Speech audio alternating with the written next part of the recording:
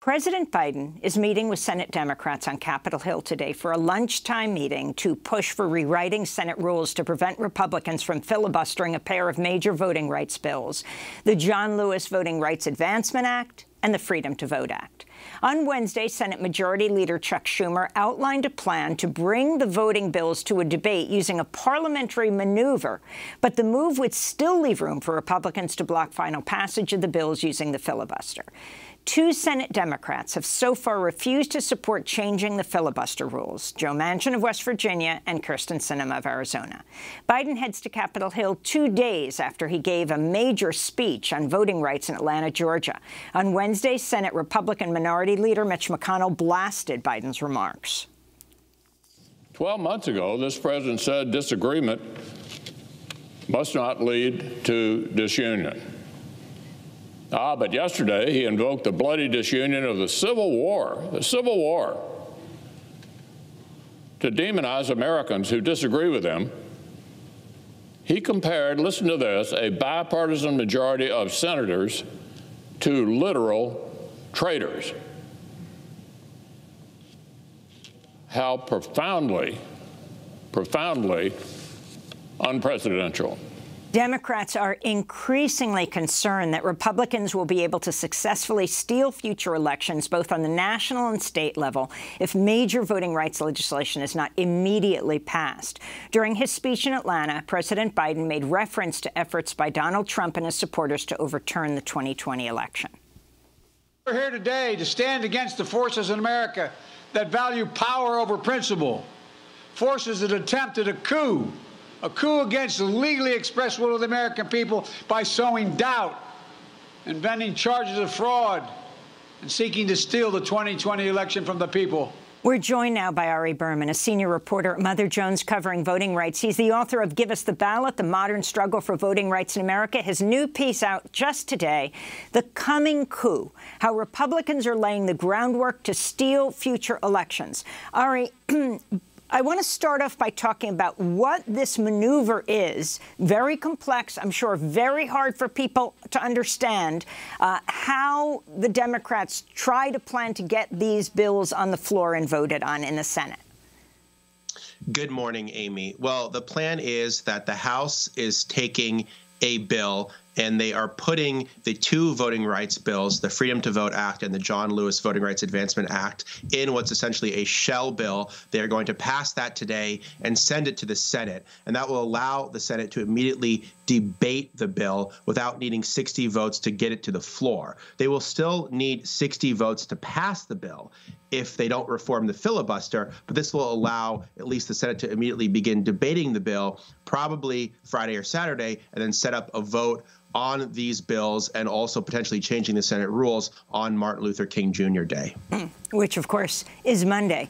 I mean, this is really unusual. It's a bill completely unrelated, something to do with NASA that the House will pass. Then they will remove the text of that and put the two bills into it, and it's called a message that will be sent to the Senate as they do this. So then what has to happen next, and why are Manchin and Sinema key at the point in the Senate? Yeah, and it's important to remember, Amy, these bills have already passed the House. So it's not like the House hasn't taken up the Freedom to Vote Act or the John Lewis Voting Rights Advancement Act already. They just have to do this message bill to get it to the Senate to essentially avoid 60 votes on debate. That's the only way that Schumer will be able to then have a debate on the bills themselves and on the rules changes. Manchin and Sinema are key because there's essentially 48 votes for changing the Senate rules to pass voting rights legislation, but they're 2 votes short. And the 2 votes they're short are Manchin and Sinema, and Democrats have been working feverishly, both publicly and behind the scenes, to get Manchin and Sinema to support the rules changes, but they're not there yet. It's important to remember, this voting rights bill, the Freedom to Vote Act, this is Joe Manchin's bill. This is not like Build Back Better where he doesn't support the bill. He supports these bills. The question is he willing to change the rules to pass them? And as of now, the answer is no. During his speech on Tuesday in Atlanta, President Biden made reference to Strom Thurmond, the longtime segregationist senator who served in the Senate for nearly half a century. In 2006, the Voting Rights Act passed 390 to 33 in the House of Representatives and 98 to 0 in the Senate, with votes from 16 current sitting Republicans in this United States Senate. 16 of them voted to extend it. The last year I was chairman, some of my friends sitting down here will tell you, Strom Thurmond voted to extend the Voting Rights Act. Strom Thurmond. Think about that. The man who led the longest one of the longest filibusters in history in the United States Senate, 1957, against the Voting Rights Act. The man who led and sided with all Southern bulls in the United States Senate to perpetuate segregation in this nation. Even Strom Thurmond came to support voting rights. But Republicans today can't and won't. Not a single Republican has displayed the courage to stand up to a defeated president to protect America's right to vote. Not one. Not one. So, Ari Berman, it looks like President Biden was trying to cut through all the bureaucracy as they talk about filibusters and everything else and just say, which side are you on, right? Strom Thurmond or John Lewis? Are you on the side of Jefferson Davis or Abraham Lincoln?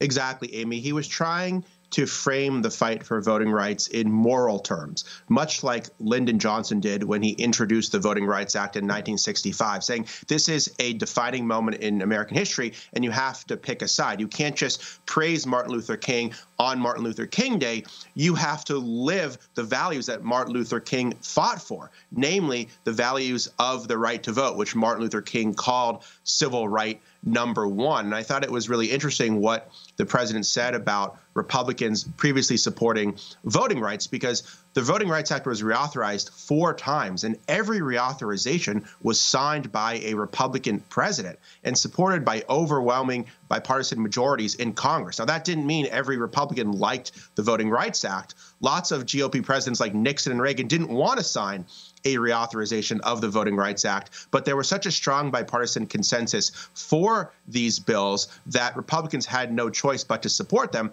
and that's really evaporated. And obviously, so much of the attention has been on the Democrats and been on Manchin and Sinema to use their power to pass these bills, but Republicans have sort of gotten a free pass in terms of people really saying, how come you reauthorize the Voting Rights Act overwhelmingly in 2006, 390 to 33 in the House, 98 to 0 in the Senate? Mitch McConnell led the effort to reauthorize the Voting Rights Act. And just 2 decades later, you are completely opposing a bill that you basically supported not too long ago. So let's go broader with your piece that was just released as we went to air, The Coming Coup, How Republicans Are Laying the Groundwork to Steal Future Elections.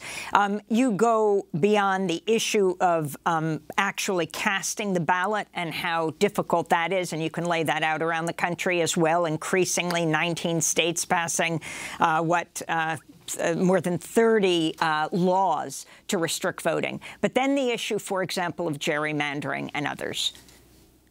That's right. I think the big trend over the last year has been the Republican Party's single-minded focus on instituting an insurrection through other means. They failed to overturn the 2020 election, so they're doing everything they can to rig and steal future elections through a toxic combination of voter suppression, extreme gerrymandering, and election subversion. And they're really trying to take over every aspect of the voting process. They've passed 34 new laws in 19 states, making it harder to vote, so they're making it harder to cast a ballot. They've passed all of these extreme gerrymandered maps in places like Texas and Georgia, which entrench the power of anti-democratic politicians. And then they've added all of these new election subversion laws that give Stop the Steal Republicans unprecedented power in states like Georgia over how elections are run and how votes are counted. And so they're really trying to take over every aspect of the election process to essentially try to succeed in 2022 and 2024 where they failed in 2020. Talk about Lucy McBath, how you open your piece, a Congress member who we had on for years beforehand after her son was murdered by a white man. I think this is really telling. Lucy McBath is a black member of Congress from Georgia. She ran for the House in Georgia after her son, Jordan Davis, was murdered by a white man. Her victory in 2018 really opened the doors for the victories of Raphael Warnock and John Ossoff 2 years later.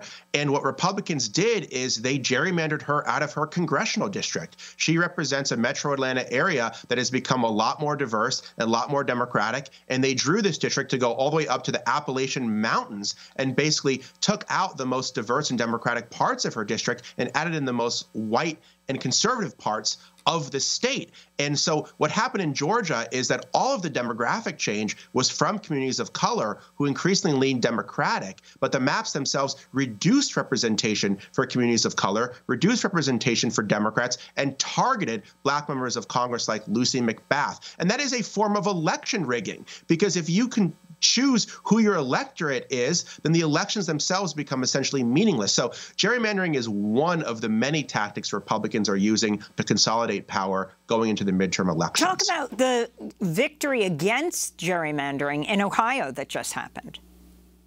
Well, this was really significant because Ohio Republicans drew these flagrantly undemocratic maps where there was a bipartisan constitutional amendment passed by the voters in 2018 to rein in partisan gerrymandering, and then Republicans essentially hijacked this redistricting commission to draw these extreme gerrymandered maps that go exactly against what the voters wanted.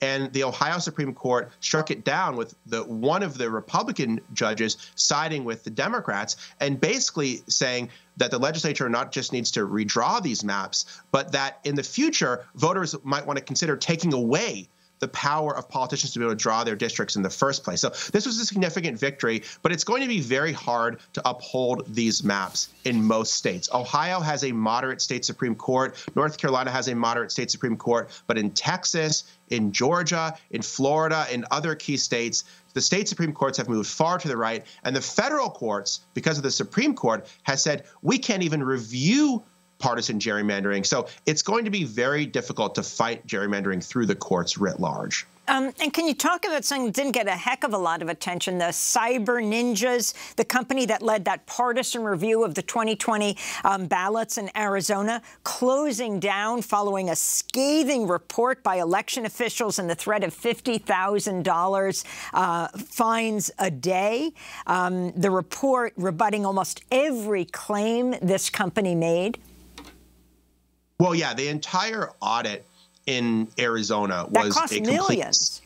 It cost millions of dollars in taxpayer money. At the end of the day, they reaffirmed Joe Biden's victory, so they weren't actually able to find any of the evidence of fraud. But I think they accomplished their job in the sense that after this review, Republicans were even more skeptical of the validity of the 2020 election compared to less skeptical. So just by airing all of these conspiracy theories, they made the Republican Party more conspiratorial. And these same kind of quote unquote audits are happening in other states, like in Wisconsin, where a very radically conservative state Supreme Court justice is threatening to jail election officials, threatening to subpoena the mayors of the largest cities, threatening to disband the state's election commission. So it's very scary what's happening here. And I think what's really new here is all of the efforts to subvert fair elections. We've seen voter suppression before. We've seen gerrymandering before. It's gotten worse, but we've seen it before. What's really new here are these efforts to take over how votes are counted. And that is the ultimate voter suppression method, because if you're not able to rig the election on the front end, you can throw out votes on the back end. And that is a very, very scary prospect for democracy. For example, like in Arizona, Republicans stripped the Democratic Secretary of State Katie Hobbs of the power to defend state election laws and transferred that authority to the Republican Attorney General, but only through the 2022 election, just in case the partisan composition of the offices change. I mean, it is truly astounding. If you could comment on that, and another key point of your piece being that Trump and his allies are aggressively recruiting Stop the Steal-inspired candidates to take over other key election positions like Secretary of State, and also fiercely intimidating, going after election workers all over the country. That's absolutely right, Amy. what we've seen is that both Democrats and Republicans who defended the integrity of the 2020 election have been purged from their positions, whether it's taking away the power of the Arizona Secretary of State to defend election lawsuits or removing the Republican Secretary of State in Georgia who stood up to Donald Trump, removing him as chair and voting member of the state election board. And the Washington Post had a recent article finding that 163 Republicans who've amplified the big lie are running for statewide positions with authority over elections. So positions like gubernatorial races, attorney general races, secretary of state races. And the Colorado Secretary of State, Jenna Griswold, told me this is akin to giving a robber a key to the bank. You are having people who say falsely the election was stolen running to oversee how elections are run. And so this is both a legal mechanism in that they're changing the laws in many states to make it easier to subvert elections, but it's also a political dynamic in that people who are election deniers are running to take over election operations in all of these key states. And when they get this power, who knows what they will do with it? Because I believe if you are willing to overturn the 2020 election for Trump, you are very likely going to be willing to overturn the 2022 and 2024 election for Republican candidates if it doesn't go in your favor. Finally, Ari, if the bills are passed, the voting legislation in the Senate, could the U.S. Supreme Court overrule them? I mean, this is the Roberts Court, and John Roberts has been opposed to voting rights legislation throughout his career.